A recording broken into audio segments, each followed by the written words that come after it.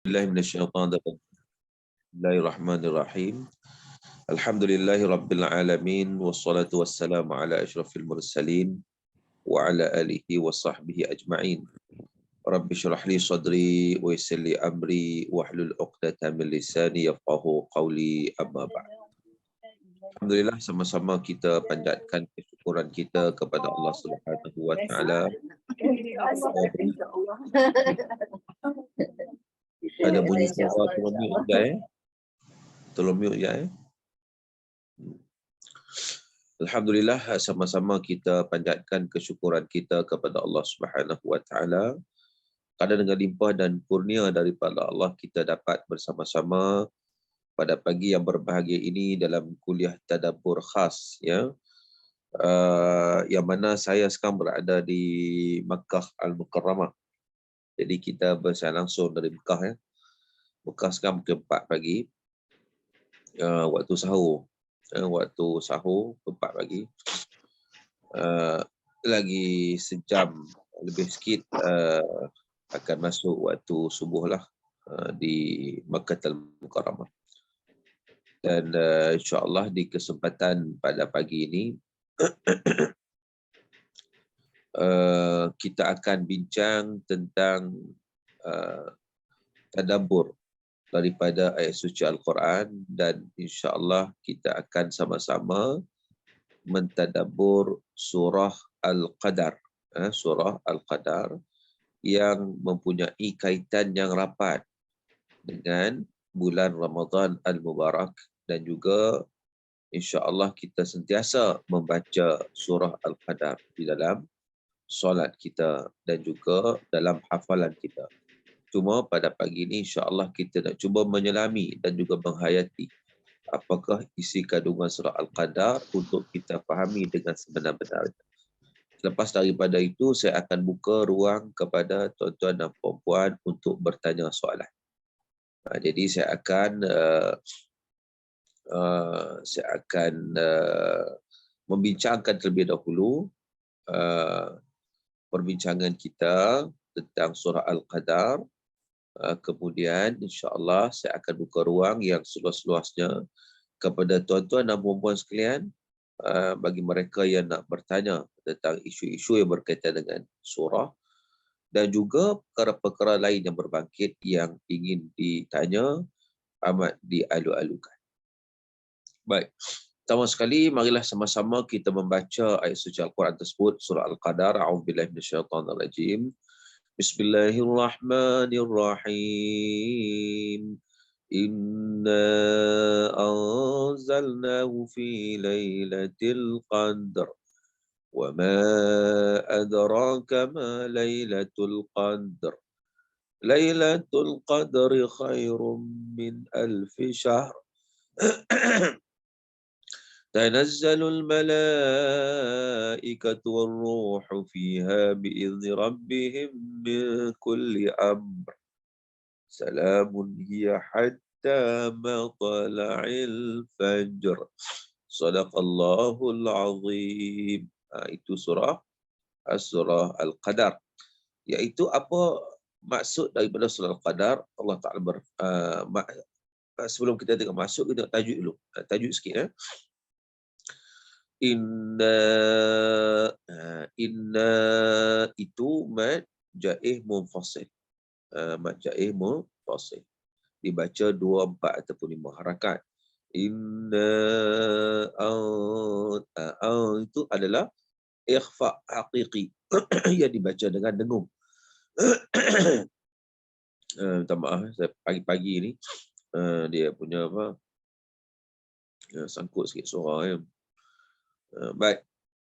Anzalna itu adalah ikhwan. Inna anzalnahu fi lailatul qadr. Qadar.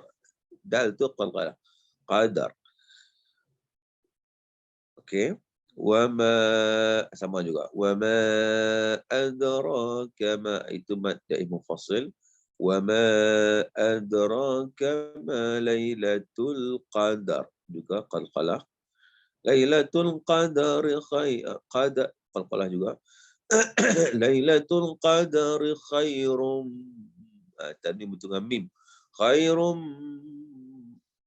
Itu adalah idgham ma'al ghunnah. Khairum min alfi syahr. Min nun mati itu bukan hamzah. Min hukumnya izhar halqi, dibaca jelasnya terang. Min alfi syahr. Tanazzalul malaikat. Mala itu adalah mad wajib muttasil. Mad wajib muttasil. Dibaca dengan 5 harakat. Tanazzalul malaikatu warruhu fiha bi'izni rabbihim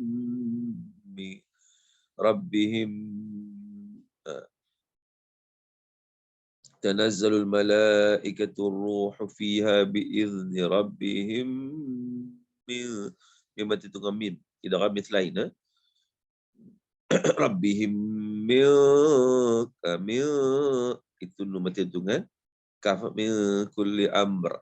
Nomor hitungan kaf itu adalah ikhfa, dibaca dengan dengung. Min kulli amr. Salamun hiya. Mun hiya itu tanwin dengan ha, al-izhar. Salamun hiya hatta mata, itu qalqalah. Matala'il fajr. Jar itu fajr. Jim juga qalqalah fajr. Baik. Itu sedikit info tentang tajwid yang berkaitan dengan surah Al-Qadar. Sekurang-kurangnya apabila kita membacanya, kita membaca dengan betul, dengan tepat. Baik. Sekarang kita nak melihat kepada perbincangan dari isi kandungan surah Al-Qadar. Allah Subhanahu wa taala menyatakan, dan sebelum itu saya nak sebut tentang perbezaan tentang tadabbur dan juga tafsir. Tafsir sekadar kalau kita nak tahu makna saja, itu tafsir. Tadabbur ni kita bukan sekadar nak tahu makna, tetapi kita nak menghayati setiap isi kandungan dalam Al-Quran itu dan kita nak mengaplikasikannya di dalam kehidupan kita. Segala saranan-saranan yang dinyatakan oleh Allah Subhanahu wa taala di dalam Al-Quran. Baik. Tuan-tuan dan rahmat Allah Taala sekalian, pertama sekali kita nak baca ayat pertama dulu. Allah Taala sebut, Inna anzalnahu fi lailatul qadr. Yang pertama, surah ini nama dia surah Al-Qadar, yang bermaksud kemuliaan atau penetapan qada dan qadar. Jadi ada dua makna. Yang pertama, surah ini dinamakan surah Al-Qadar, maksudnya kemuliaan, yang merujuk kepada kemuliaan Lailatul Qadar. Dan juga bermaksud Al-Qadar juga bermaksud penetapan, iaitu takdir Allah Subhanahu wa taala yang ditentukan pada malam tersebut. Baik. Untuk tahun yang berikutnya. Baik. Jadi yang pertama sekali kita lihat Allah Ta'ala menyatakan Inna anzalnahu fi lailatul qadr. Sesungguhnya Inna anzalnahu, kami menurunkannya. Nya itu kembali kepada Al-Quran. Fi lailatul qadr, pada malam Al-Qadar. Itu. Ayat yang pertama ni Allah Ta'ala sebut Inna, sesungguhnya kami. Baik, satu persoalan yang ingin saya bawa juga dengan tuan-tuan dan puan-puan sekalian. Sebab apa Allah Ta'ala sebut kami, tak sebut aku? Apa beza dalam Al-Quran kami dan aku? Dan sebab itu ada kadang-kadang ada orang, dia keheranan. Dia kata bukankah Allah itu Esa, menunjukkan satu? Ya. Sebab apa Allah sebut kami dalam Quran? Bukankah kami itu merujuk kepada ramai? Itu soalan-persoalan yang ditimbulkan. Ada persoalan yang ditimbulkan begitu. Dia sebenarnya begini. Di dalam bahasa Al-Quran, kita kena faham ya. Kadang tuan-tuan dalam kata fakuh ni juga, kadang mungkin dalam Thaqafah Center ni, tuan-tuan juga belajar bahasa Arab kan. Belajar bahasa Arab, kita dapat mengetahui sebenarnya sebab bahasa Arab itu bahasa Quran. Iaitu tak semua perkataan jamak itu menunjuk kepada jamak, kepada ramai, tidak. Tetapi ada kalanya jamak merujuk pada mufrad. Perkataan kami itu dia tidak merujuk kepada ramai, ia merujuk kepada satu sebenarnya. Dan kalau kita melihat memang dalam kaedah bahasa Arab itu ianya memang begitu. Bahkan suka saya sebut kadang-kadang, saya bagi contoh mudah lah untuk orang faham. Kalau dalam bahasa Arab kita nak bertanya khabar kepada seseorang secara personal, kalau seorang individunya kita sebut kaifa haluka, apa khabar awak. Tapi kalau ramai kita sebut kaifa halukum, apa khabar awak semua. Kum itu merujuk kepada ramai, ka itu merujuk kepada seorang. Baik. Tetapi kalaulah kita bertemu dengan guru kita yang sangat kita hormati, dia seorang je guru kita tu, lalu kita nak bertanya khabar kepada dia, adalah dikiraan polite kalau kita sebut kaifa haluka. Walaupun ka itu merujuk pada seorang, patut dia seorang je, kita sebut ka tu betul lah. Tidak. Di situ kewajaran adalah kita menyebut kaifa halukum, cikgu, begitu. Kita menggunakan ganti nama ramai untuk seorang. Sebab apa? Dalam kaedah bahasa Arabnya ialah kita menggunakan ganti nama ramai untuk seorang kerana untuk memuliakan dia dan mengagungkan dia, sebab dia merupakan guru kita. Jadi itu. Jadi kita menggunakan ganti nama ramai, kaifa halukum, tapi dia seorang je. Itu tanda kita membesarkan dia, kita memuliakan dia. Itu dalam kaedah bahasa Arab ataupun bahasa Al-Quran. Jadi dalam konteks bila Allah Ta'ala menyebut kami dalam Al-Quran, ia tak bermaksud ramai, tetapi dia menunjuk kepada kebesaran dan keagungan Allah. Bila Allah sebut kami itu, kita dapat rasakan betapa agungnya, betapa besarnya Allah Subhanahu Wa Ta'ala. Sebab itu Allah Ta'ala menggunakan ayat-ayat kami ini, kalau Allah sebut kami itu adalah dalam bentuk ayat-ayat rububiyah sahaja. Ayat rububiyah ni merujuk kepada Allah Ta'ala yang maha mentadbir, Allah yang maha mencipta, Allah Ta'ala menurunkan rezeki, Allah yang begitu. Allah yang mengawal, menyelia, mengatur. Allah menggunakan kami, perkataan kami itu untuk merujuk kepada ayat rububiyah. Adapun ayat uluhiyah, uluhiyah ni ayat yang berkaitan dengan penyembahan. Allah akan guna aku. Wa iyaya fa'budun. Kepada aku hendaklah kamu sembah. Jadi Allah menggunakan ganti nama aku dalam konteks ayat uluhiyah. Ayat yang berkaitan dengan penyembahan hanya kepada Allah Subhanahu Wa Taala. Tapi kalau ayat yang berbentuk rububiyah, yang berbentuk pada penciptaan, berbentuk pada pentadbiran, Allah sebut kami, nak menunjukkan kebesaran dan keagungan Allah. Jadi kalau kita faham dalam konteks itu, bila kita baca inna anzalnahu fi lailatul qadr, sesungguhnya kami turunkan Quran, kita rasa besarnya Allah. Ketika mana kita membaca ayat tersebut, ketika itu juga kita mengagungkan Allah, kita membesarkan Allah, kita dapat merasai kebesaran dan keagungan Allah Subhanahu Wa Taala hanya melalui ayat yang kita baca saja. Itu dia punya maksud dia. Baik. Jadi Allah Ta'ala sebut inna anzalnahu fi anzalna. Perkataan anzalna. Anzalna ni maksud dia menurunkan. Tetapi dalam ayat yang lain Allah sebut nahnu nazzalna 'alaikal qur'ana litashqa. Ma anzalna 'alaikal qur'ana litashqa. Nahnu nazzalna 'alaikal qur'an tanzila. Nahnu nazzalna 'alaikal qur'an. Nahnu nazzalna, kami turunkan kepada kamu Al-Quran. Nazzalna, tapi di sini digunakan kata nazzalna. Apa beza anzalna dengan nazzalna? Ini dalam konteks perbahasan ni kita kena faham juga.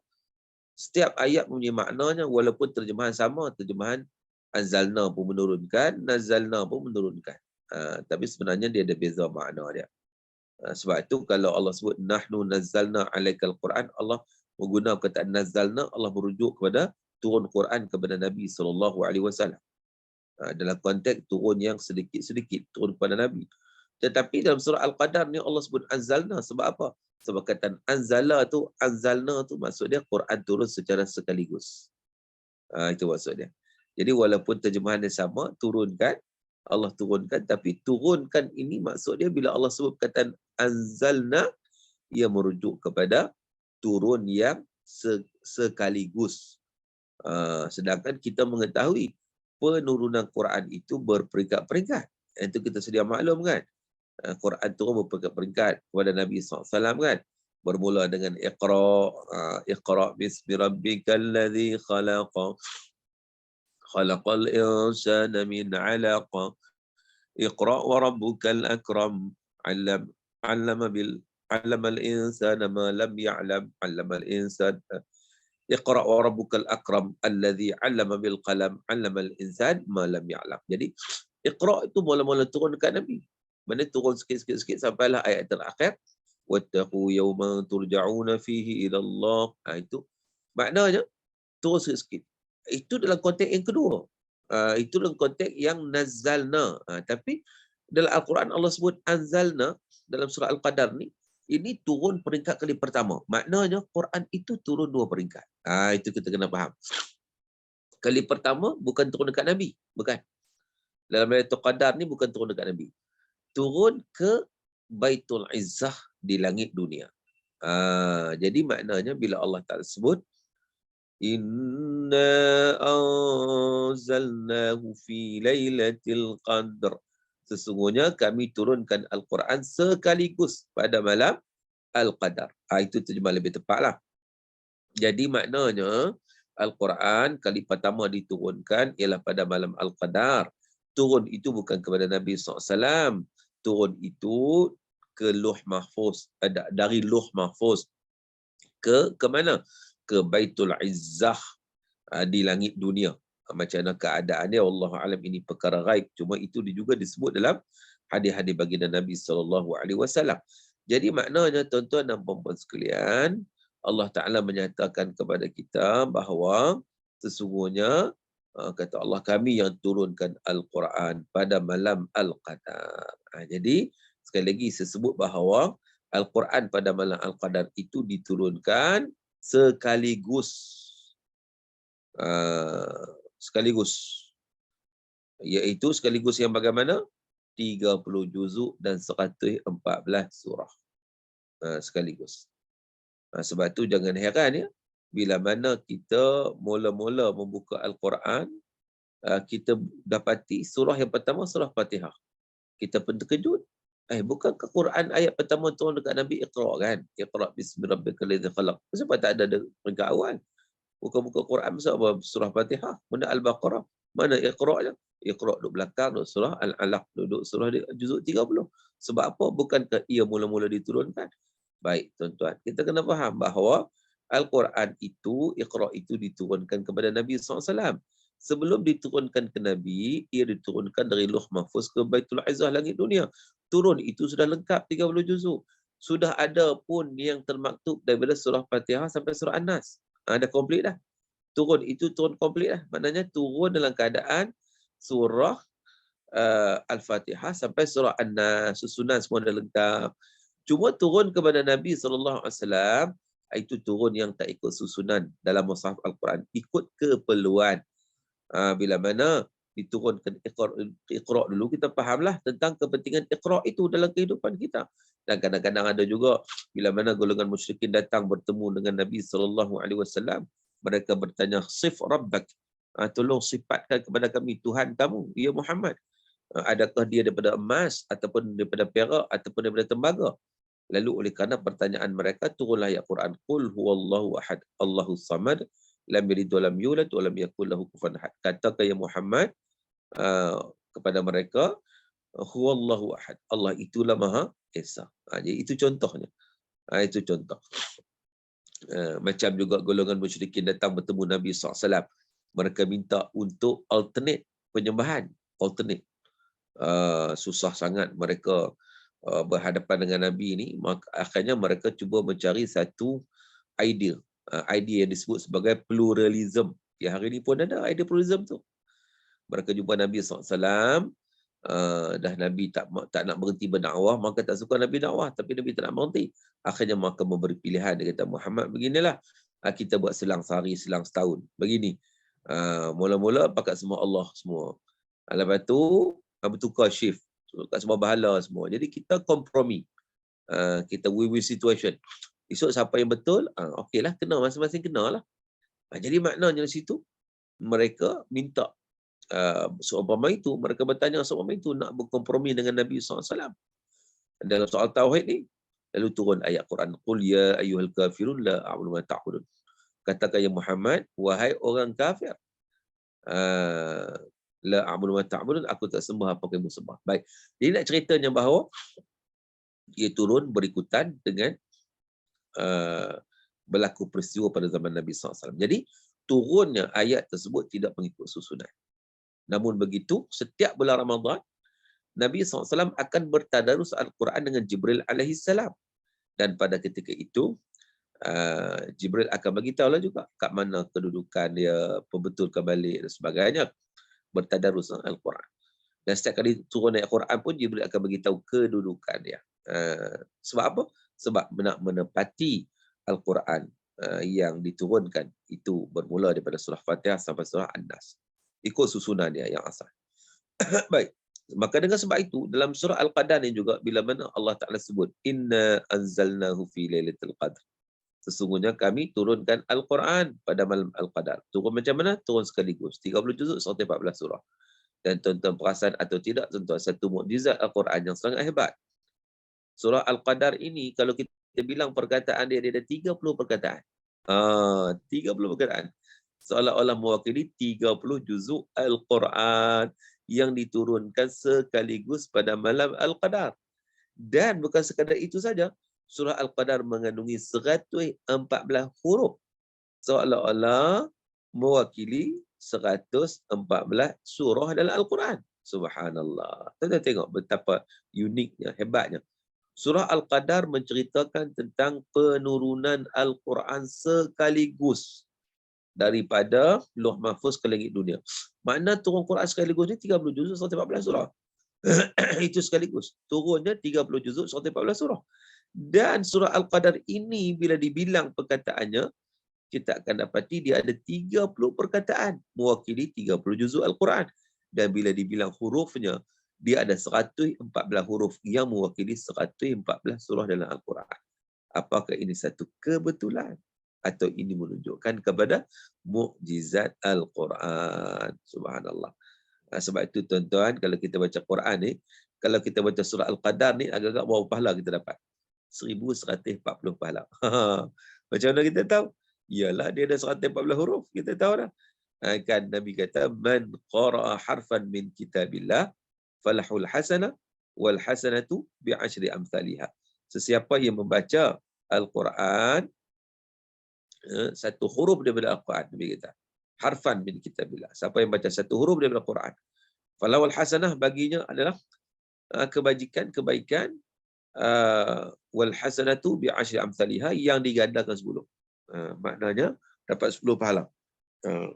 Wala aqulu alif lam mim harf, walakin alif harf, lam harf, mim harf. Nabi kata, aku tak mengatakan alif lam mim satu huruf, tapi alif satu huruf, lam satu huruf, mim satu huruf.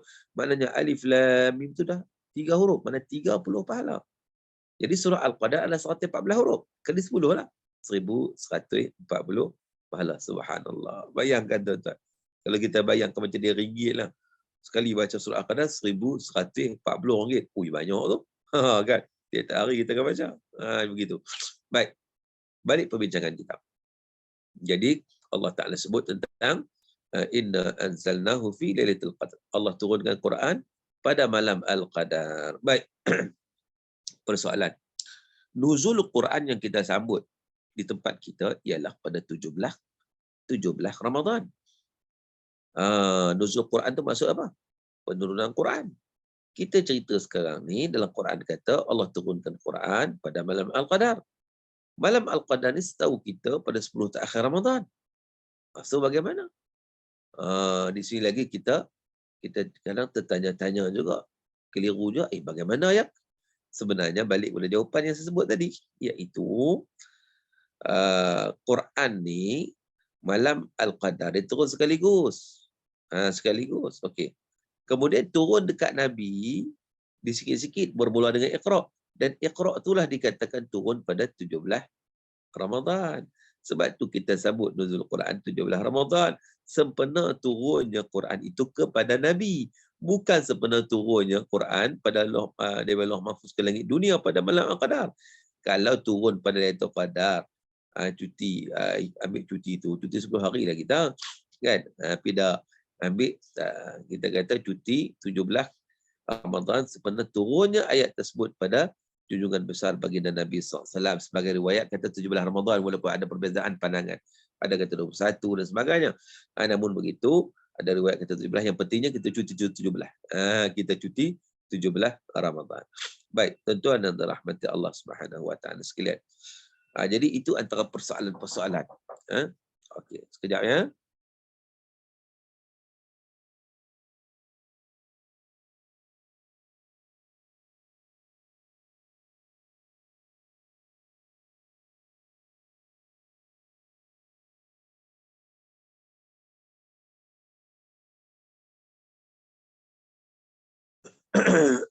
Baik, tuan-tuan muslimin dan muslimat yang dirahmati Allah Subhanahu wa taala sekalian. Jadi kita memahami ayat tersebut, surah ayat pertama itu, inna anzalnahu fi lailatul qadr. Sesungguhnya kata Allah, kami turunkan Al-Quran pada malam Al-Qadar. Al-Qadar itu kita sebut sebagai malam yang penuh dengan kemuliaan. Wa ma adraka ma lailatul qadr. Tahukah kamu apa itu Lailatul Qadar? Ini ayat yang kedua. Jadi Allah Subhanahu wa taala bertanya, dan Allah akan jawab sebagai satu persoalan yang nak menarik minat untuk orang yang mengikutinya. Bila sebut Quran turun Lailatul Qadar, hebat ni Lailatul Qadar ni. Kamu tahu tak Lailatul Qadar tu apa? Masing-masing terpinga-pinga. Apa dia ya? Itu. Itu menimbulkan satu persoalan. Lailatul Qadar khairum min alfi syahr. Lailatul Qadar itu lebih baik daripada 1000 bulan. Okey, apa makna di sini? Lailatul Qadar itu khairun, lebih baik, min alfi syahr, daripada 1000 syahr, bulan. Syahr ni maksud apa? Bulan apa? Kita dalam bahasa Melayu ni bila kita sebut bulan ni macam-macam. Bulan atas langit tu kita panggil bulan juga, kan? Bulan kalender pun kita panggil bulan juga. Jadi itu bulan lah. Kat langit tu bulan, kalender pun bulan. Baik. Jadi dalam ayat ini Allah menggunakan kata syahr. Dia kalau bulan atas langit tu dia panggil qamar. Qamarun. Qamarun itu adalah bulan yang merujuk pada bulan atas langit tu. Tapi kalau syahrun ni merujuk ke bulan kalender. Jadi dalam ayat ni khairum min alfi syahr, syahr. Jadi dia merujuk kepada bulan kalender. Bulan kalender. Jadi di situ Allah Ta'ala nak bagi tahu pada kita kelebihan yang Allah bagi adalah beribadat ataupun Lailatul Qadar, malam Al-Qadar itu bagi sesiapa yang beribadat padanya akan digandakan pahala melebihi 1000 bulan. 1000 bulan ni juga pelbagai pandangan ulama tentang perkara ini. Pandangan pertama menyatakan 1000 bulan itu merujuk kepada satu tempoh yang lama. Sebab dalam orang Arab dulu, mereka angka yang paling banyak 1000. 1000. Dia tak ada lagi million, tak ada bilion, tak ada zillion pun tak ada. Angka paling banyak 1000. Jadi bila sebut 1000 ni menunjukkan kepada yang paling banyak lah. Itu satu pandangan. Tapi pandangan yang kedua menyatakan bahawa maksud 1000 bulan ni bulan kalender tu lah. Bulan kalender tu kita tengoklah 1000. 1000 ni bahagi dengan 12. Setahun 12 bulan. 1000 bagi 12 sama 83.3. Maknanya gandaan pahala itu akan diperoleh selama 83 tahun. Itu. Baik. Tuan-tuan dan rahmat Allah Ta'ala sekalian. Ia juga berdasarkan kepada riwayat yang disebut oleh Imam At-Tabari, yang dinukil oleh Imam Tabari. Bagaimana pada Nabi SAW pada diceritakan bahawa Nabi menceritakan pada para sahabat tentang golongan laki-laki daripada Bani Israel. Zaman-zaman dulu ni, mereka itu umur panjang, 100 tahun umur mereka. Lalu ada di antara mereka ini yang begitu komited dalam perjuangan.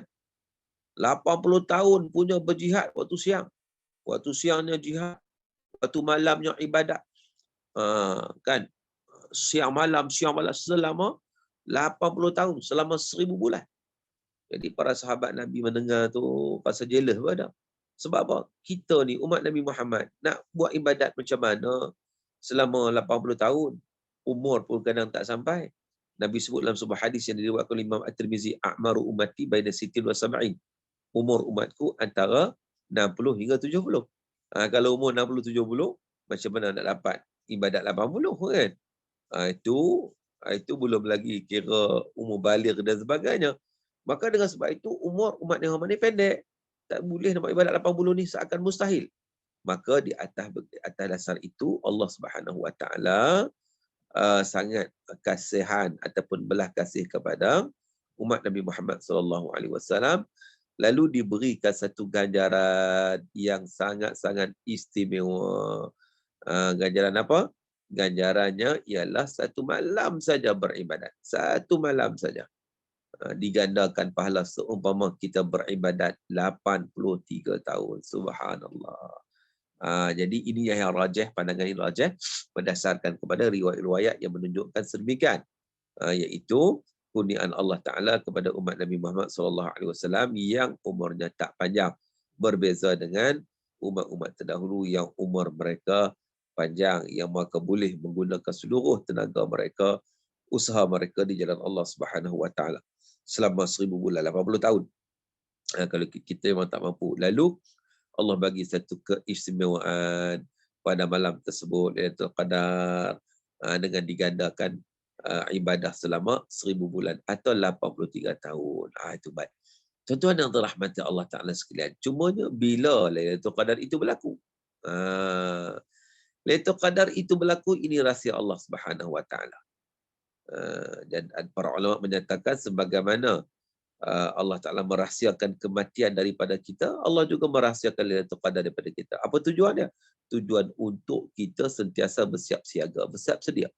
Kalau untuk mati itu bersiap sedia untuk mati. Untuk Lailatul Qadar ni untuk kita bersiap sedia untuk memperoleh ganjaran, bonus yang dikurniakan oleh Allah Subhanahu Wa Ta'ala. Tuan-tuan bayangkan, bonus tu besar tu. Bonus pahala tu. Kalau kita lah katakan, tempat kerja kita nak bagi bonus 80 tahun. Hai, orang kata majikan suruh buat apa pun kita buatlah, tidur di pejabat tak apalah. Orang je kilang tidur di kilang siang malam pagi petang tak apalah. Sebulan tak apa, 2 bulan tak apa, dapat bonus 80 tahun gaji contohnya. Begitu. Jadi nak ceritanya, kalaulah macam tu, takkanlah kita bila Allah janjikan untuk dapat ganjaran 80 tahun pahala ibadah. Jadi amat rugilah orang yang mensia-siakan peluang tersebut. Sebab itu orang yang terpanggil untuk berusaha bersungguh-sungguh untuk mengambil peluang tersebut adalah golongan yang beriman. Sebab itu kita lihat ayat puasa pun Allah menyuruh orang beriman, ya ayyuhallazina amanu. Jadi dalam konteks ibadat pun orang beriman. Sebab orang beriman sahaja mereka itu terpanggil untuk melaksanakan sesuatu benar-benar mengikut apa yang dikehendaki oleh Allah Subhanahu Wa Taala. Ada juga mereka menyedari dari sudut dosa pahala, maka menyedari dari sudut kewajipan sebagai seorang hamba dan seumpamanya. Tuan-tuan dan rahmati Allah Ta'ala sekalian. Jadi di situ menunjukkan kepada kita bahawa itulah kelebihan yang Allah Ta'ala kurniakan. Lailatul Qadri khairun min alfi syahr. Lailatul Qadar lebih baik daripada 1000 bulan. Cuma bila Lailatul Qadar itu? Rahsia Allah kita sebut tadi. Cuma Nabi kata, taharraw Lailatul Qadri fil 10 awakhir min Ramadan. Cari Lailatul Qadar pada 10 terakhir Ramadan. Ada kata malam ganjil, kan? Al-Imam Syafi'i kata malam 21, malam 23. Contohnya malam ganjil. Namun begitu kalau kita melihat kepada hadis Nabi SAW ataupun sunnah fi'liyah. Di samping sunnah qauliyah yang Nabi suruh cari 10 terakhir Ramadan dan juga 10 yang ganjil, dan sunnah fi'liyah. Sunnah fi'liyah ni apa? Sunnah perbuatan yang dilakukan oleh Nabi SAW. Perbuatan yang bagaimana? Idza ja'al 10 awakhir min Ramadan, bila sampai 10 yang terakhir Ramadan, ahya lailah wa ayqadha ahlah wa shadda mi'zara. Nabi SAW akan menghidupkan malam tersebut dengan bersungguh-sungguh. Wa ayqadha ahlah, dan Nabi akan mengejutkan ahli keluarga untuk turut bangun. Wa shadda mi'zara, dan Nabi akan ikat kain. Ikat kain ini maksud kinayah, kiasan daripada Nabi tak bersama dengan isteri. 10 terakhir Ramadan ni Nabi tak bersama. Bahkan Nabi beriktikaf di masjid. Kalau bersama dengan isteri membatalkan iktikaf. Dan Nabi tak sepanjang Ramadan, tuan-tuan. 9 kali Nabi sempat Ramadan sebelum kewafatan Nabi SAW. Sebab Ramadan diturunkan pada tahun 2 Hijrah. Dan Nabi wafat tahun 11 Hijrah. Maknanya 9 kali Nabi sempat dengan Ramadan. Dan 8 kali Nabi 10 terakhir Ramadan itu Nabi beriktikaf di masjid. 10 hari, 10 malam. Kan? Kalau kita ni macam masuk bulan 21, keluar bulan raya lah. Habis kurang macam tu. Tetapi tahun terakhir sebelum kewafatan Nabi, tahun terakhir kata Aisyah, Nabi beriktikaf 20 hari, 20 malam. Jadi maknanya begitu keadaan dia. Namun begitu, apa yang kita lihat bahawa 10 yang terakhir Ramadan ni, Nabi pulun dalam keadaan yang sangat luar biasa. Nabi melaksanakan ibadah kepada Allah Subhanahu Wa Taala sungguh luar biasa. Mana waktu lain pun luar biasa dah, tetapi Nabi lebih bersungguh-sungguh pada 10 yang terakhir Ramadan. Maka di situ juga menunjukkan kepada kita bahawa Lailatul Qadar itu berlaku pada 10 yang terakhir Ramadan. Kan? Tapi waktu bila kita tak tahu. Sebab apa? Sebab dia tetap menjadi rahsia Allah Subhanahu Wa Taala. Lalu tuan-tuan dan rahmati Allah, ada pelbagai pandangan. Ada yang kata malam 27 pada. Banyak juga ulama kata malam 27. Sebab tu dulu kita kenal malam 27 ni dengan malam 7 lekor kan. Orang kita semangat malam 27 ni. Memang kalau dulu malam 7 ni macam malam Lailatul Qadar dah lah. Tapi sekarang ni sudah tak begitu. Sebab ada sebagian ulama menyatakan Lailatul Qadar berlaku malam 27. Antara argumen yang mereka berikan ialah surah Al-Qadar itu sendiri. Macam kita sebut tadi, surah Al-Qadar ada 30 perkataan. Cuba tengok ayat yang terakhir. Salamun hiya hatta matla'il fajr. Sejahteralah malam itu. Perkataan hiya itu merujuk pada malam itu, iaitu malam Al-Qadar. Hatta matla'il fajr, sehingga terbit fajar.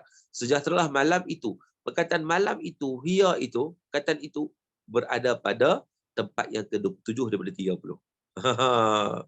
Jadi maknanya malam 27 lah. Itu satu argument. Satu lagi menyatakan, cuba kita lihat dalam surah Al-Qadar, perkataan Lailatul Qadar itu, dia ada 9 huruf. 9 huruf. Cuba kita eja. Lam, ya, lam, ta marbutah, alif, lam, qaf, dal, ra. 9. Ada berapa kali disebut dalam surah Al-Qadar? Ada 3 kali. Inna anzalnahu fi lailatul qadr sekali, wa ma adraka ma lailatul qadr 2 kali, lailatul qadr khair min ashr 3 kali. So 9 kali 3 27. Semalam 27. Itu antara pandangan yang dikemukakan oleh para ulama yang berkaitan dengan malam bilakah penentuan malam Al-Qadar ni, malam 27. Kalau ikut teori Imam Ghazali, dia tengok bahawa puasa start hari apa? Itu. Puasa start hari apa? Macam kita itu puasa saya Khamis, kalau tak silap saya, teori Imam Ghazali kita malam 25. Jadi ini semua pandangan-pandangan ulama ijtihad. Tapi sebenarnya ianya menjadi rahsia Allah Subhanahu Wa Taala. Menjadi rahsia Allah Taala. Bila kita tak tahu, tapi kebaikan besar pada 10 terakhir Ramadan, jadi kita kena hidupkan kepada 10 keseluruhan 10 malam terakhir Ramadan itu dengan penuh keimanan pada Allah. Macam yang disebut dalam hadis, man qama lailatal qadri imanan wa ihtisaban ghufira lahu ma taqaddama min dhanbi. Sesiapa yang qiyam pada malam Al-Qadar, solat sungguh-sungguh, ibadat sungguh-sungguh pada malam Al-Qadar, maka iman dan wahtisaban, dengan penuh keimanan dan juga keikhlasan dan penyerahan diri kepada Allah Subhanahu Wa Taala, ghufira lahu ma taqaddama min dhanbi, akan diampunkan dosanya yang telah lalu. Itu antara dia punya kelebihannya, kan, ganjarannya. Sebab itu amal ibadah apa pun kita boleh buat, kita kena buat. Solat ke doa ke zikir. Pernah Aisyah bertanya Nabi SAW tentang amalan kalau bertemu Lailatul Qadar. Maka Nabi ajar Aisyah untuk baca doa, Allahumma innaka afuun tuhibbul afwa fa'fu anni.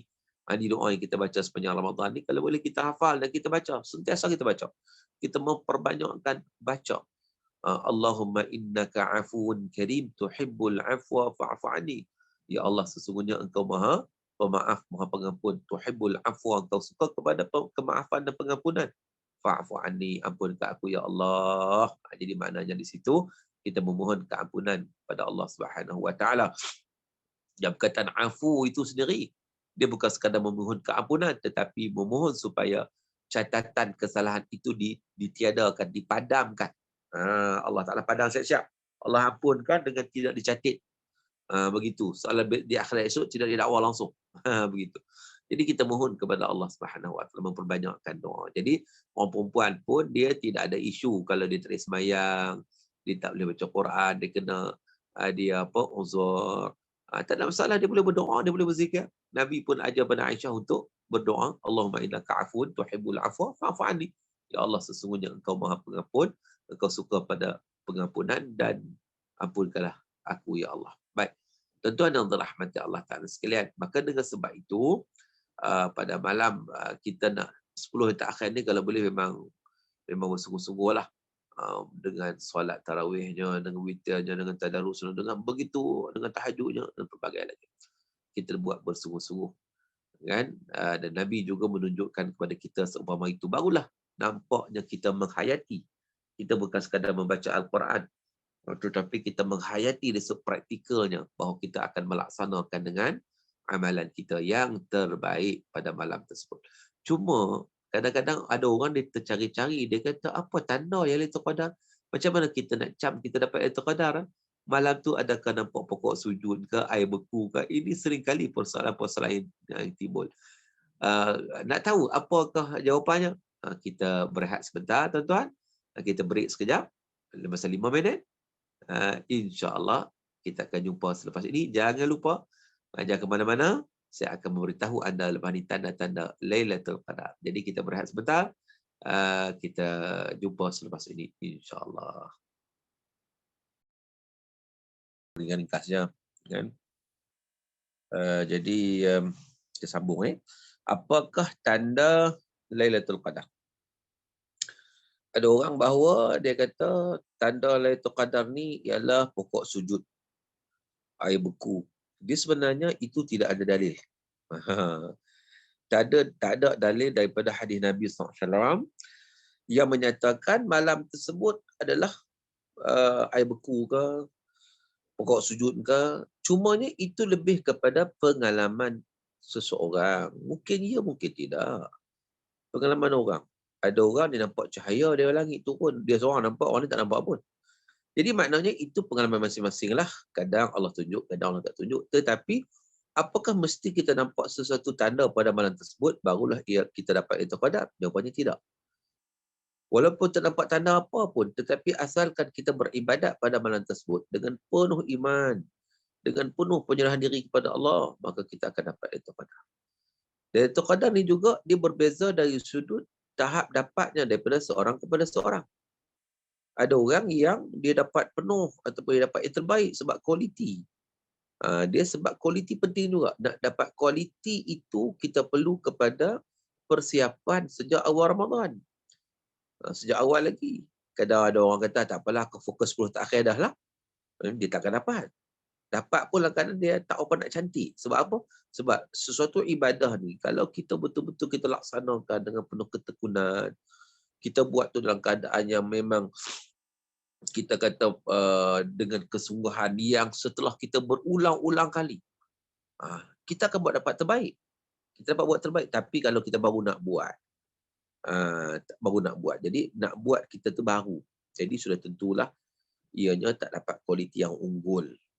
Baik, tuan-tuan yang dirahmati Allah. Jadi maknanya di situ menunjukkan kepada kita tentang itulah keadaan. Nak dapat Lailatul Qadar ni, pertama tanda dia memang tidak ada tanda spesifik, cuma malam itu malam yang tenang. Tenang ni satu benda subjektif. Subjektif, okey. Suka nak ukur sebenarnya.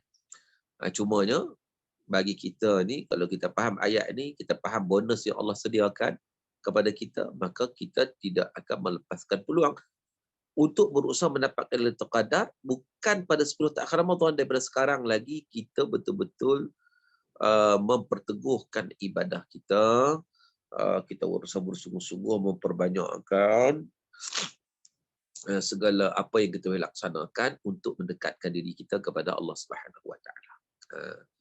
Baik, sudah sambung lagi. Tanazzalul malaikatu waruh. Pada malam tersebut turunlah malaikat waruh. Di sini banyak confuse. Ruh ni apa? Ruh di sini dia bukan maksud turunnya ruh yang kita faham. Sebab kadang-kadang ada juga salah pemahaman. Malam Al-Qadar ni, kalau dulu orang panggil malam 7 kan, arwah-arwah turun. Arwah-arwah turun. Mana arwah datuk nenek apa semua turun. Sebab tu dah dulu ada, sampai ada kepercayaan. Kepercayaan macam mana? Kepercayaan yang menyatakan kena pasang pelita, pasang lampu bagi cerah. Sebab roh ni dia balik cari rumah tak jumpa. Gelap. Kan waktu tu, malam 7 tu, bulan dah makin kecil kan. Jadi dahlah rumah kita pula buat renovate baru lah. Jadi datuk nenek cari tak jumpa.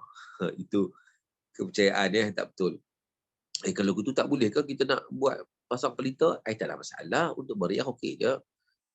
Untuk memudahkan orang pergi masjid malam-malam, bagi meriah, semangat, tak ada apa. Jangan ada kepercayaan je. Jangan ada kepercayaan yang khurafat, itu saja. Adapun untuk kemeriahan tidak ada masalah. Baik, tanazzalul malaikah, turunlah malaikat. Ruh situ bukan masuk roh ya.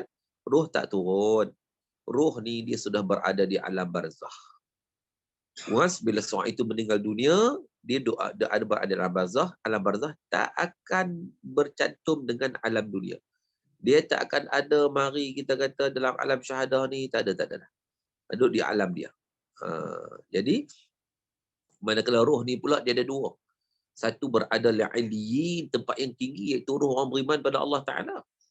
Mereka dah berada pada Rawdah min Riyadhul Jannah, satu taman daripada taman-taman syurga. Tuan-tuan.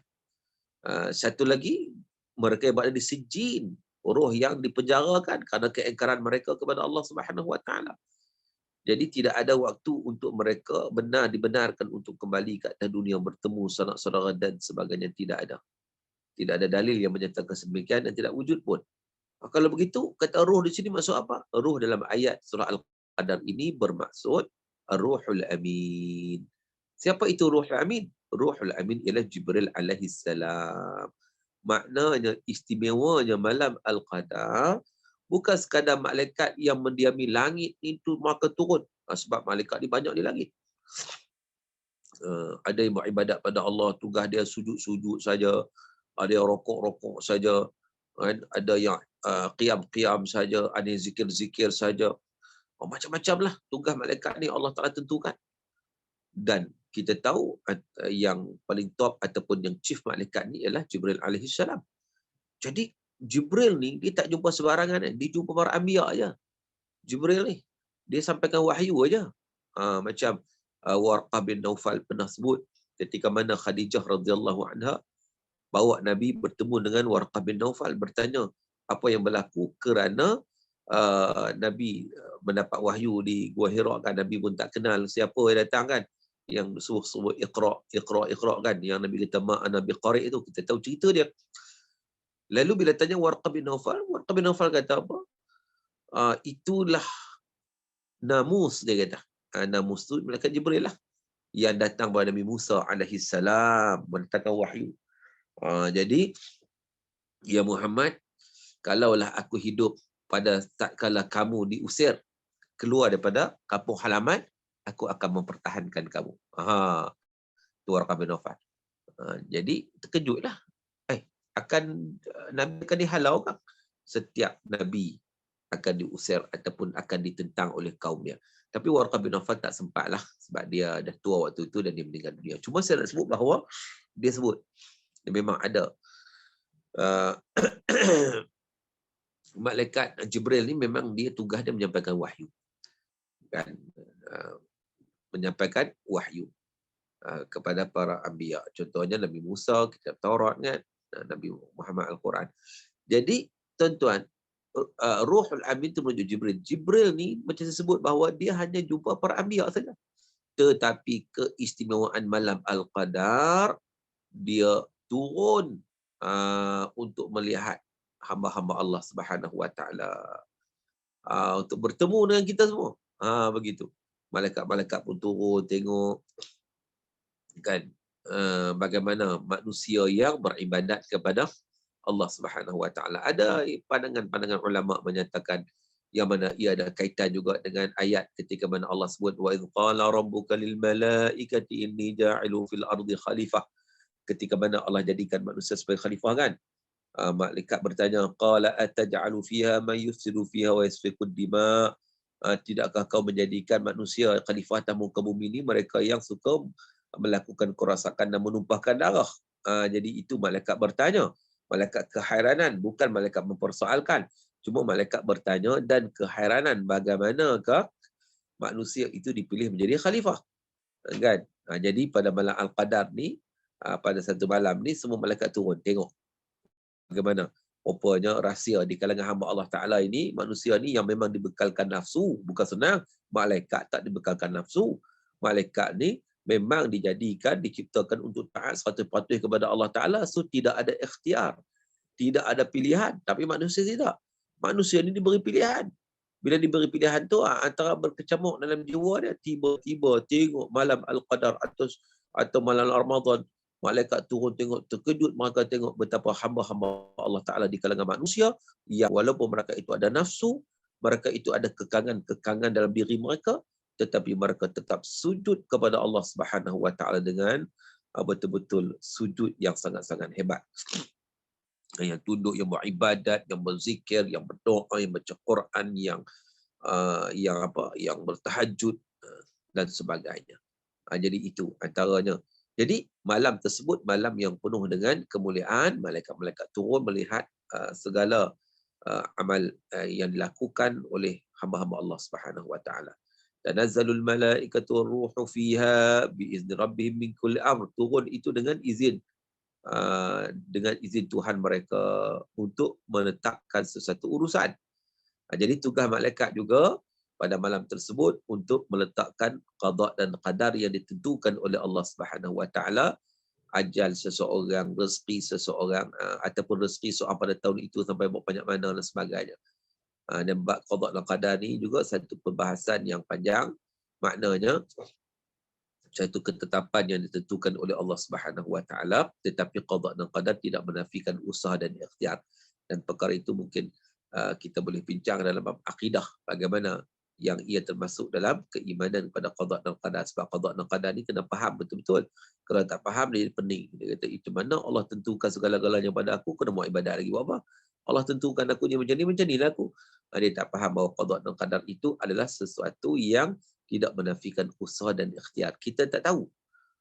Kita tahu apa yang kita perlu buat dan laksanakan. Sebab tu kita tak perlu tahu takdir kita bagaimana.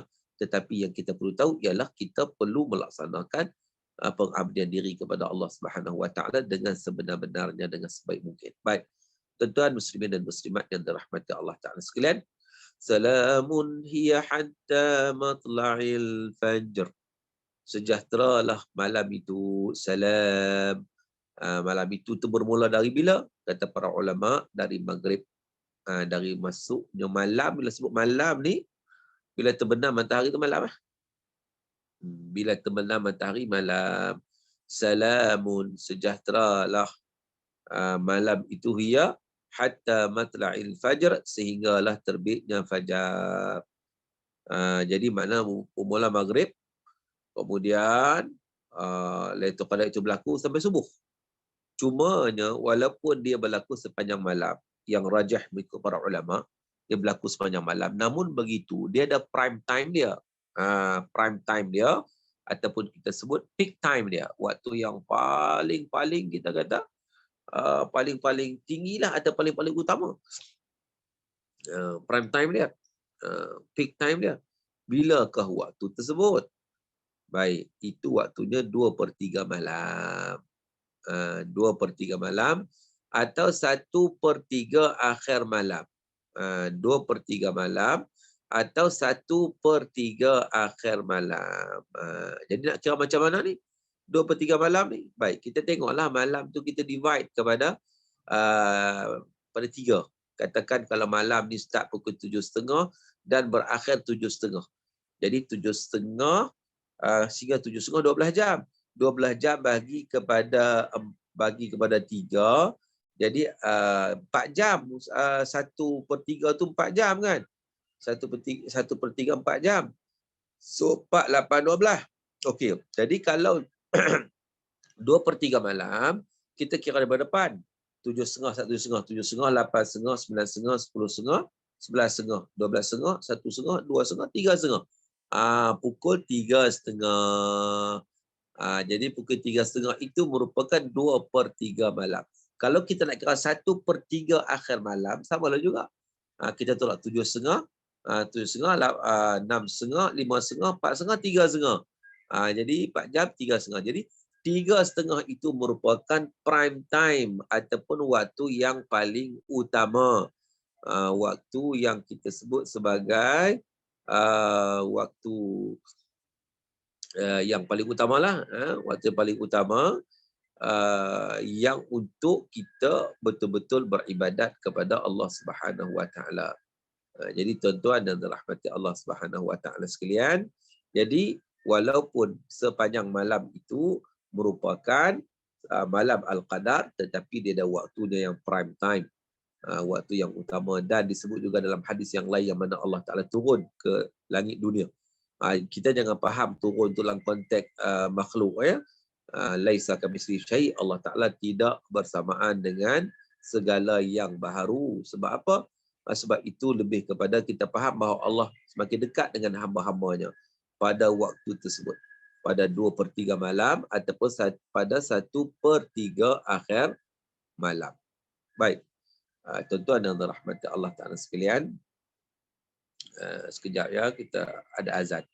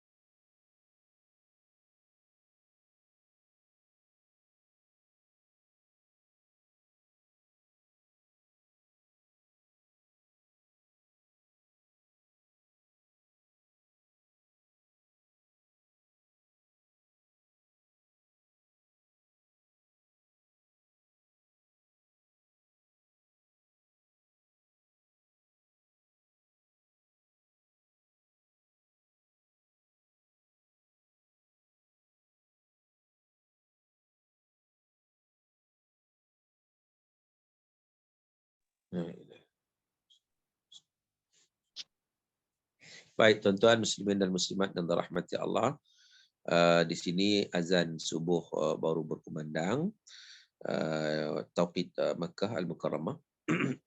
Lagi setengah jam akan solat lah lebih kurang, setengah jam akan solat. Jadi saya akan terus kepada persoalan lah, kita berhenti awal sikit.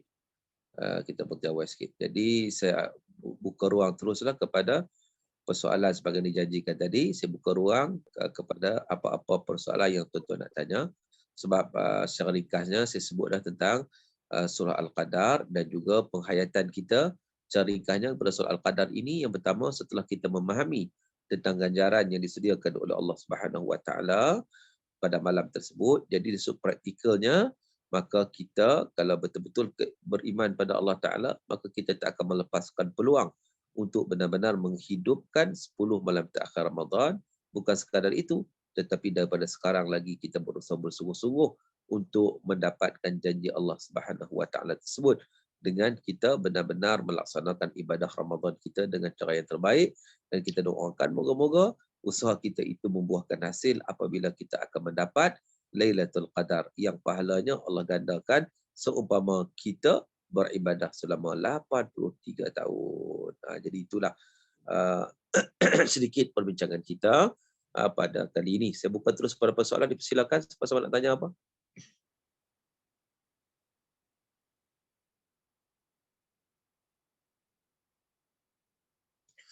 Boleh buka mic tu dan boleh tanya. Ada soalan? Assalamualaikum Ustaz. Ya, Assalamualaikum. Ini soalannya penurunan Al-Quran dah komplit, dah lengkap kan? Jadi Ya. apa yang berlaku malam-malam berikutnya, malam-malam pada yang sekarang umpamanya? Quran tak terturunkan lagi kan? Ya, tak turun. Baik. Allah bagi kelebihan pada malam tersebut sempena dengan penurunan Quran. Bukan makna Quran turun sekarang. Quran dah settle dah lama dah. Kan Quran turun Lailatul Qadar tu dah lama dah. Cumanya macam kita lah, kita sambut merdeka pada 31 Ogos. Kan? Jadi bila 31 Ogos kita buat upacara. Sedangkan 31 Ogos tu lama dah, tahun 57 tu. Tetapi tiap-tiap tahun kita sambut. Kan? Sambut mengingati peristiwa tersebut yang sudah berlaku. Jadi maknanya Quran turun ni dah turun dah. Dah komplit lama dah. Cumanya Allah bagi kelebihan sempena penurunan Quran itu dengan ganjaran pahala yang sangat besar. Sebab kita tahu bahawa Quran turun bila? Syahrul Ramadan allazi unzila fihi al-Quran. Nampak? Bulan Ramadan, bulan yang diturunkan padanya Quran. Memanglah. Oleh sebab itulah, kata para ulama, sebab apa Ramadan itu dimuliakan oleh Allah dan diberi ganjaran yang banyak? Sebab dengan penurunan Quran berlaku pada bulan Ramadan. Maka dengan sebab itu Ramadan dimuliakan oleh Allah Subhanahu Wa Taala. Begitu juga sebab apa Lailatul Qadar dimuliakan oleh Allah dengan diberi ganjaran 1000 bulan. Kerana Lailatul Qadar itu berkaitan dengan penurunan Quran. Jadi apa-apa yang berkaitan dengan Al-Quran, Allah Ta'ala akan memberikan kemuliaan. Itu. Jadi maknanya Quran memang dah lengkap dah turun dah depan kita dah sekarang ni. Tetapi pada waktu tersebut yang diturunkan itu sempena itu Allah bagi ganjaran setiap tahun pada bulan Ramadan yang dirahsiakan bila exactly kita pun tak tahu, tapi Allah bagi atas dasar itu Allah kurniakan pada kita satu ganjaran yang sangat-sangat hebat. Itu maksudnya. Wallahu a'lam. Lagi soalan?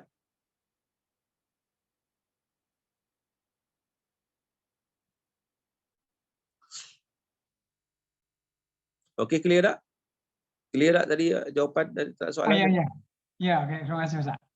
Okey. Alhamdulillah. Assalamualaikum Ustaz. Ya. Saya nak tanya, nak kurang jelas tentang tanda-tanda malam Lailatul Qadar tu. Seperti saya sebut tadi bahawa dia tidak ada tanda yang khusus. Tidak ada tanda yang khusus sebab tak disebutlah hadis Nabi. Cuma Nabi sebut tentang bagaimana malam esoknya. Pagi esoknya. Pagi esoknya nampak matahari itu agak apa kita kata, agak dia tak terik sangat. Begitu keadaannya. Tetapi malam tu betul hanyalah sifat tenang, benda yang sukar kita nak baca sebenarnya kan. Sebab itu ia tetapnya rahsia Allah Subhanahu Wa Taala. Jadi ada pun orang kata tanda macam saya sebut, tanda lah pokok sujud apa semua, itu tak sabit. Itu lebih kepada pengalaman orang, mungkin betul mungkin tidak. Jadi kita tak perlu mencari tandanya, tetapi kita perlu berusaha untuk mendapatkannya, beribadah dengan bersungguh-sungguh pada malam yang tersebut. Baik, ini ada soalan dalam Nur Azhar ni, dalam chat ni ada. Assalamualaikum Ustaz, Waalaikumsalam. Saya ada dapat maklumat jika kita baca Quran tanpa mengerti maknanya, kita tak dapat pahala. Ustaz beri penjelasan. Baik. Salah tu kenyataan tu. Sebab Al-Quran itu al-muta'abbad bitilawatih. Ta'rif Al-Quran sendiri adalah al-muta'abbad bitilawatih. Dikira ibadat apabila membacanya. Membaca Al-Quran ni dikira ibadat walaupun tak faham. Allah bagi pahala dah. Satu huruf pada 10 pahala kita sebut tadi. Nabi sebut kan. Kalau faham maknanya, banyak lagi lah pahala yang kita peroleh. Jadi tak faham pun dapat pahala, apatah lagi faham. Dan sememangnya kita nak faham. Sebab kalau tak faham saja, ialah dapat pahala basic lah kan. Tapi kita nak faham supaya kita nak beramal, kita nak tadabbur, supaya kita nak praktik. Itu tujuan dia. Sebab Quran turun untuk apa? Hudal linnas wa bayyinatin minal huda. Memberi hidayah kepada manusia. Menjelaskan keterangan hidayah tersebut. Jadi macam mana nak dapat hidayah kalau kita pun tak faham? Maka dengan sebab itu, kita berusaha untuk faham. Namun begitu, dia tak menafikan bahawa baca Quran itu sudah dikira ibadah di sisi Allah Subhanahu wa taala, walaupun tak faham maknanya. Wallahu a'lam. Lain soalan? Assalamualaikum Ustaz. Nak Waalaikumsalam. tanya, kita lebihkan membaca Al-Quran ke atau berzikir, banyakkan selawat dan mohon pengampunan? Mana yang lebih diutamakan? Baik, terima kasih. Dia begini ya, dalam kaedah hukum syarak ni, amal soleh ni, dia ada kaedah dia tanawu'an ajnasul a'mal. Amalan soleh ni ada macam-macam, ada solat, ada baca Quran, ada zikir, ada selawat. Sebab apa? Litanawu'i waridatil ahwal, kerana manusia ni ada pelbagai keadaan. Ada yang boleh solat, dia solat. Orang puan tak boleh solat, baca Quran pun tak boleh, dia zikir, dia berdoa. Nampak tak? Jadi kepelbagaian yang Allah bagi kepada kita itu untuk memudahkan kita buat ibadat kepada Allah Ta'ala. Kalau Allah bagi solat saja, ibadat lain tak ada, mungkin kita cemuh juga. Kan? Solat je. Kan? Jadi maknanya di situ, diberikan kepada kita pelbagai, ikut kecenderungan kita. Jadi kalau yang boleh solat, kita solatlah. Itu solat ibadat badaniah yang utama kan. Boleh baca Quran, kita baca Quran. Orang perempuan tak boleh baca Quran, tak boleh solat uzuk. Boleh berzikir, boleh berdoa, boleh bersedekah, boleh bagi makan orang buka puasa, sediakan sahur dan pelbagai lagi. Jadi makna situ, ruang-ruang untuk ibadat ni banyak sebenarnya. Amal solat ni banyak. Maka itu satu kelebihan, satu kemuliaan yang Allah Subhanahu wa taala bagi kepada kita. Wallahu a'lam. Ada soalan ni, Ustaz, macam mana dengan tahajud dalam jam 4 pagi atau 5 pagi? Okey, alhamdulillah. Itu termasuk dalam waktu-waktu yang 3:30 ke 4 tu, waktu-waktu yang prime time lah tu. Kan, walaupun tahajud ni dia boleh sampai sebelum subuh. Sebelum subuh tu boleh lagi tahajud. Tapi ujung-ujung ialah time dia kan. Wallahu ta'ala alam. Ada lagi soalan tanya?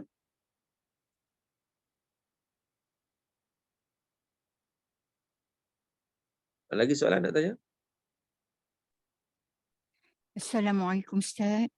Wassalamualaikum warahmatullahi. Ustaz, saya nak bercerita boleh?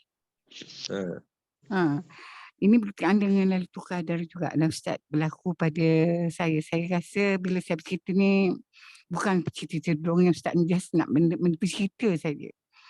Ustaz, semasa saya kecil lagi dulu, masih dalam sekolah rendah lagi.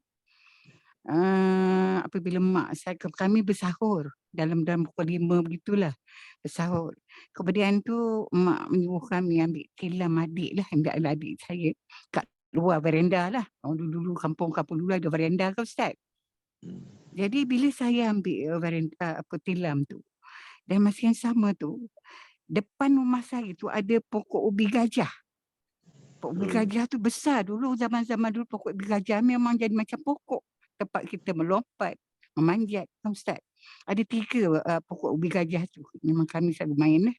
Dan depan rumah saya dah ada pokok panggil pokok bunga hujan. Di situ selalu saya tangkap cengkerik yang bukan kuat bunyi dia. Tapi pada malam tu, bukan malam, pagi tu, masa sahur tu, bila saya keluar, masa tu memang cahaya bulan lah. Ada nampak cahaya bulan pada pokok tu. Daun dia tu kalau saya menghadap, memang dia tunduk, betul-betul tunduk daun pucuk gajah tu.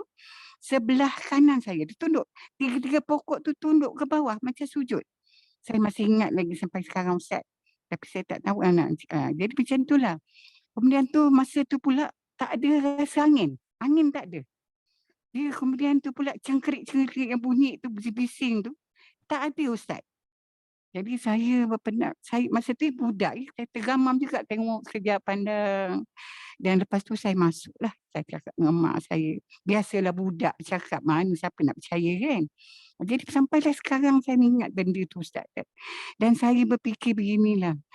Ada yang mengatakan bahawa bila kita nak jumpa Lailatul Qadar tu mesti orang yang beramal ibadat, mengaji, semayang, solat. Tapi saya pun masa tu belum sembahyang lagi. Belum baca Quran lagi, Ustaz. Jadi apa pandangan Ustaz? Bukan itu semua, tapi benar berlaku. Dan saya boleh bayangkan macam tu. Pokok tu tunduk, tiga-tiga pokok tu tunduk sebelah kanan. Kalau saya menghadap sebelah kanan saya lah dia tunduk. Tunduk sungguh. Saya kata, itulah. Kemudian tak ada rasa angin. Macam tu. Itulah saya nak cerita. Ini cerita Ustaz. Terima kasih. Terima kasih.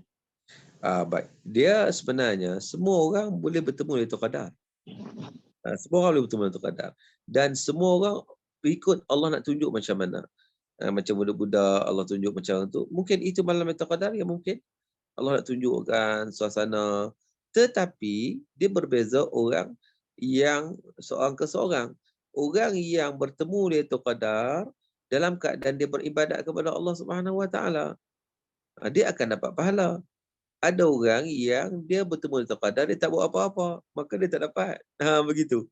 Dan ada orang nampak, ada orang tak nampak. Jadi maknanya itu bukan soalnya. Sebab itu maknanya bila mana Allah Ta'ala kadang-kadang Allah tunjukkan pada orang tertentu, pada budak, pada orang tua, pada siapa-siapa. Jadi nak menunjukkan bahawa benda tu wujud. Bukan cakap-cakap kosong aja. Bukan orang kata betul ke, tak benar. Rupanya, ada orang pernah tengok lah. Jadi maknanya benda tu dah jadi macam mutawatir. Penceritaan tu. Jadi maknanya memang ada. Memang confirm ada. Cuma ada orang nampak, ada orang tak nampak. Jadi maknanya bila kita sebut kita bertemu Lailatul Qadar, bukan mesti kita nampak begitu. Hak nampak tu pun, kalau tak ibadat juga kadang-kadang mungkin ada orang menangis dadah. Dia nampak juga Allah tunjuk dia, tapi dia tak buat apa-apa. Dia duduk lalok, kan? Maka dia tak dapat apa. Dia rugi macam tu aja. Kan? Ditunjukkan. Benda tu ditunjukkan. Kalau tak ditunjukkan pun, kalau dia tu beribadat kepada Allah, ibadat sungguh-sungguh kan, tak ditunjukkan. Tapi malam itu Lailatul Qadar. Maka dia dapat. Jadi, dia nak ceritanya Lailatul Qadar itu ada. Itu ada, dia wujud. Maka, ianya akan diperoleh untuk mereka yang benar-benar kualiti ibadah dia kepada Allah Ta'ala. Adapun yang tak ada apa, tengok je lah. Jadi, Puan Alhamdulillah dapat satu pengajaran, pengalaman yang cantik kan. Walaupun budak-budak tak tahu apa lagi waktu tu kan. Tak ada dosa pahala lagi waktu kecil tu kan. Tak ada apa lagi. Kan? Cumanya satu pengalaman lah. Sebagai satu pengalaman yang terus mendatangkan keyakinan sampai ke umur sekarang ini. Untuk beribadat. Walaupun tak nampak apa dah. Sekarang tak nak buat apa kan. Bukan penting. Sebab tu saya sebut bahawa bukan penting nampaknya. Tapi penting ibadah kita kepada Allah Subhanahu Wa Taala. Itu yang penting. Wallahu a'lam. Ada lagi soalan?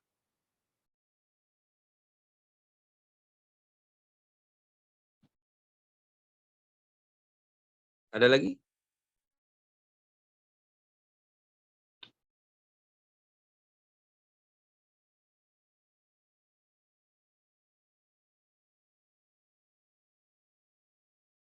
Dah tak ada ya? Okey, kalau tak ada, kita berhenti sekadar itu. Awal sikit, dah 1 jam 20 minit kita bersiaran. Asalnya 1 jam setengah, tapi tak apalah kita berhenti awal sikit sebab memandangkan di sini waktu subuh dan berbeza waktu kan. Jadi insyaAllah kita bertemu lagi insyaAllah pada waktu yang lain. Saya rasa sekadar itu perbincangan kita. Mudah-mudahan sikit sebanyak kita bincang diberkati dan dirahmati oleh Allah Subhanahu Wa Taala. Saya mengucapkan terima kasih kepada semua yang mengikuti perbincangan kita secara online. Walaupun kita berada jauh, tetapi insyaAllah dengan teknologi online ni kita dekat. Kita boleh berbincang dan boleh berdiskusi, berinteraksi. Dan mudah-mudahan kita dapat sedikitlah perbincangan ilmu pada bulan Ramadan ni menaikkan semangat pada kita untuk kita menghayati setiap patah ayat Quran yang kita baca tadi dan juga penghayatan terhadap ayat tersebut dan juga kita nak melaksanakan sebagai hasil kepada penghayatan ayat tersebut kita melaksanakan sungguh-sungguh kita mencari Lailatul Qadar dan insya-Allah kita hidup ke 10 terakhir Ramadan bermula dari sekarang dengan usaha bersungguh-sungguh maka kita akan peroleh Lailatul Qadar insya-Allah. Allahumma rzuqna Lailatul Qadri ya Allah ya Rahman ya Rahim. Jadi sekadar Kalau itu. Nak masuk ni susah ke Ustaz? Nak masuk ke masjid susah ke sekarang? Kena pakai nusuk ke? Masuk masjid tak ada. Nak masuk pakai nusuk tu untuk raudhah sahaja. Di Madinah. Untuk raudhah. Raudhah saja. Bukannya dekat Mekah kena pakai nusuk juga. Mekah ni anytime boleh masuk, tak ada masalah. Tidak pakai apa. Sebab nanti ada yang bagi tahu, dia kata nak masuk kalau kecuali orang nak ambil umrah je. Nak buat umrah untuk tawaf, dia kata. Itu untuk tahu di dataran bawah. Dataran bawah untuk laki-laki yang berpakai ihram saja. Tapi kalau nak tawaf atas, tak ada masalah. Anytime boleh tawaf. Oh, Jadi bukannya untuk tawaf di bawah nusuk, saja. bukan pakai nusuk, Ustaz. Dus kita pakai untuk Masjid Haram. Okey. Nanti kalau nak Masih- pergi umrah, insya-Allah boleh kontak saya lah sebab saya buat buat travel sekarang ni. Buat travel. Ustaz sampai berapa bulan, Ustaz? Apa dia? Kat Mekah sampai berapa bulan? Saya daripada Mekah ni Rabu ni saya ke Madinah Munawwarah. Jadi Okey. kalau sahabat-sahabat untuk akan datang, sahabat-sahabat nak pergi, bolehlah kontak saya. Ustaz, praktis apa Ustaz? Saya Raudhah Munawwarah Travel and Tours. Dia dekat dengan, kalau di Bangi itu, dekat dengan sebelah dengan Medik Mesir, sebelah dengan Wisma Andalusia. Dekat dengan Seriti dan Smiti tu. Pasal nak? Section berapa tu Ustaz Bangi? Section 9. Oh, section 9 insya-Allah. Section 9. Dia dekat Seriti, Smiti. Dekat dengan Wisma Andalusia, dekat dengan Medik Mesir. Pasal muka saya dah kat situ. Nanti kalau nak ziarah office boleh lah, ziarah office. Pokok nak tengok lepas Ramadan ni, nak pergi kan, hujung tahun nak pergi, boleh Ustaz buat. tolonglah doa kami dapat pergi lagi Ustaz. InsyaAllah, boleh. Kan? Bulan 10 ni pun ada, bulan maaf ni lah, nanti boleh kita bincang semasa ke semasa, okey? Sonok dulu sini ni sonok. Okey, nanti kita jumpa lagi, okey? Apa yang baik datang daripada Allah, silap-silap saya mohon maaf. Sekian aku qauli hadza wa astaghfirullahalazim li wa lakum. Wabillahi taufiq wa hidayah. Wassalamualaikum warahmatullahi wabarakatuh. Waalaikumsalam.